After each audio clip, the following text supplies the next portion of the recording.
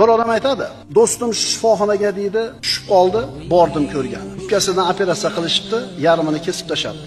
Sigaretni uzoq yillar chekkan, o'pkani yarmi ketgan. Borib ziyoratiga kelsam, aytayapti, "Banisadan eson-omon chiqib olay, mana shu sigaret bilan bir qattiq hisobim bor." Lekin u kasal uni shifoxonadan sog'lom bo'lib tirik chiqishiga sabab bo'lmadi, o'lib qoldi. Ilmli odam edi, oliy ma'lumotli odam edi, lekin uzoq yillar davomida tamakini chekdi. Nima uchun tashlab olmadi? Irodasini quvvati yetmadi. Qachon o'sha irodani topdi o'zida? Qachon tashlayman bu sigaretni dedi? O'pkasini yarmi ketib bo'lganidan keyin. Mana shundan keyin irodasida quvvat paydo bo'ldi.